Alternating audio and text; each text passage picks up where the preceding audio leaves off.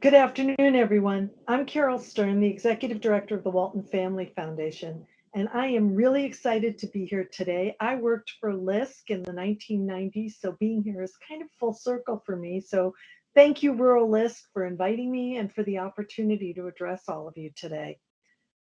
The Walton Family Foundation is at our core a family-led foundation. And for more than 30 years, we have focused on creating access to opportunity for people and for communities by keeping our focus on three areas. First, improving K-12 education. We do that because we believe in community-driven change. Secondly, we focus on protecting rivers, oceans, and the communities they serve. We believe in sustaining the resources that sustain us. And then finally, we focus on advancing the quality of life in our home region of Northwest Arkansas and the Arkansas-Mississippi Delta. We are a foundation that is built on three generations of Waltons who take huge pride in investing in the quality of life right in our own home region, our backyard. Our investment is real, our ideas are big, and our determination is nothing short of fierce. Earlier this year, we marked the beginning of a new 5-year strategic plan, and this plan relies on some cross-cutting work. It's something that pulls all of our programs together. In particular, we are committed to doing even more to engage communities, to help them build capacity, to ensure that our work reflects their concerns. We are focusing on prioritizing diversity, equity, and inclusion in the grants that we make and in the opportunities we provide. And we're also focused on being a force multiplier by engaging with and beyond our existing networks of allies and experts, but to new ones as well to further accelerate and expand the impact of our work. So in short, that's who we are. And at the foundation, we understand the patience and the resolve required to build lasting solutions, solutions that create access to opportunity for people and communities for the long term, not just for today. But we also recognize the need to make that difference today, in this moment, right away.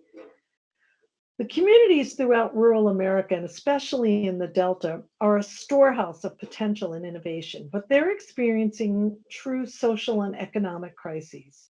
Make no mistake, rural America faces a multitude of challenges. There are gaps in education, gaps in health, income, and gaps in the resources that have been left behind by many of its residents. For example, pre-pandemic results of the 2018 American Community Survey and County Health Rankings indicated that 18% of residents in the Delta have less than a high school degree, compared to 10% nationally, and to 26% of all residents have poor or fair health outcomes, compared to 18% nationally.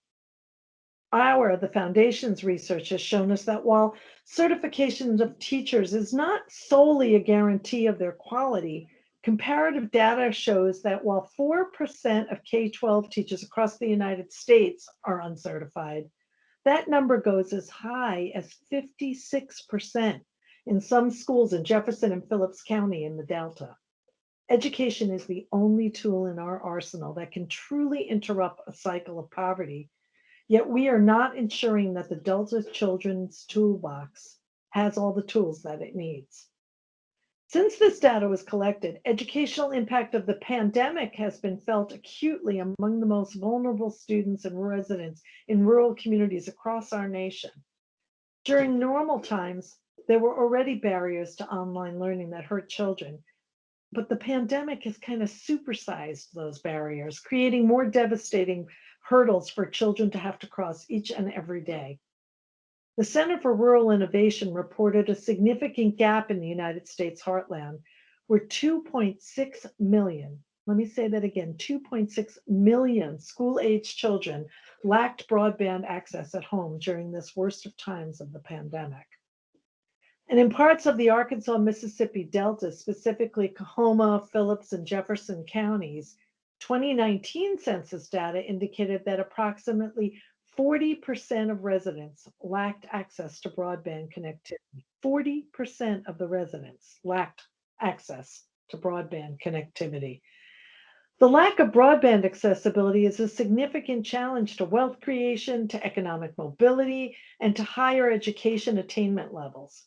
Without some really dramatic and innovative solutions, this is only going to get worse over time.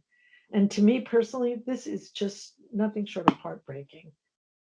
We cannot stop, though, with only addressing education. Our approaches have to be more comprehensive. For example, in Arkansas and Mississippi, 99.3% of all businesses are considered small businesses. They need capital to grow. We have to ensure they have access to that capital. And we need to address the inequities that have led to the significant disparities among different groups of people. Pre-COVID census data showed that the median wealth of a white family in the Delta was 171,000, compared to the median wealth of Black families at the time, which was $9,567, a huge disparity. Home ownership, a critical source of wealth and financial security in the United States, is unequally distributed. In the Delta, 72% of rural white families own their homes, as compared to 51% of rural Black families. We need to find ways to close this wealth gap. Some of the lessons we've learned in rural America can apply to towns and cities across the country. Tight networks, an openness to new ideas, to multi-sector collaboration, and a strong dose of humility are factors that seem to underpin the transformation seen in these communities. Our work in the Arkansas-Mississippi Delta has identified significant intangible and tangible assets demonstrated through residents and returnees with strong roots to the region, rich historical and cultural heritage, and natural resources and farmland. At the foundation, we support innovation, we support new ideas, and above all, we strongly support community-driven change. We are committed to ensuring our work not only reflects, but is guided by the voices and the needs of the communities where we work. This means making sure grantees have the resources to create and advance community solutions effectively and efficiently. Solutions that deliver lasting progress, solutions that drive meaningful change. At the Walton Family Foundation, we've also learned that the strongest results often come when the philanthropic, the private, and the government sectors work together to put their good ideas and resources into action. This is the way forward to address the inequity of investment, which results in rural communities only receiving 6% of private foundation giving, although 20% of the US population resides there. So we began our work for the next 5 years with a year of conversations. In fact, over 75 of them with community leaders, with representatives from local organizations, with people on the streets, with regional and national coalitions. We wanted to listen and to hear the best thinking we could get from everyone, especially those closest to the problems. There is an African proverb, it's repeated often, that if you want to go fast, you go alone. And if you want to go far, you go together. That familiar saying really captures our commitment for me and the power of collaboration. The need to work together has never been greater. To recover from this moment and emerge stronger on the other side, we need to go fast and we need to go far. We have to find solutions that increase access for everyone in every part of this country. And to get there, we need to do it together, with players from all sectors leveraging each other's strengths for mutual gain. So in launching our new strategic plan earlier this year, we hosted a virtual conference bringing hundreds of our grantees and close partners together. And during one of the sessions, Sanford Johnson, the Mississippi Executive Director for Teach for Plus, talked about education in the Delta. He said, to reach their full potential, the region needs partners, not saviors. It needs partners. Meaning, to create real positive change in the communities we serve, we first have to listen to and learn from those closest to these complex problems.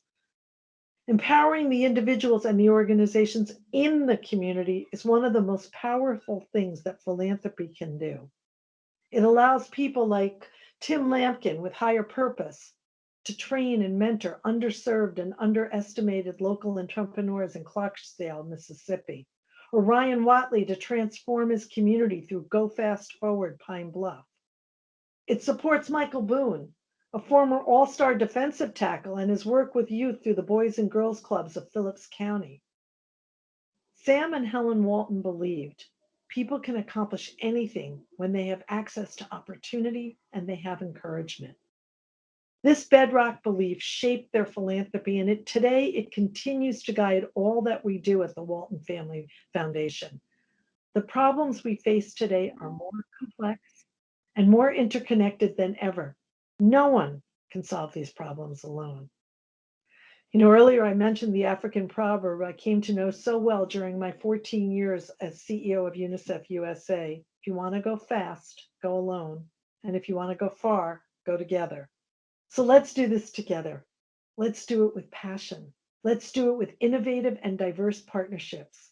But let's also pick up the speed, and let's carry one another through whatever speed bumps we might happen to encounter along the way.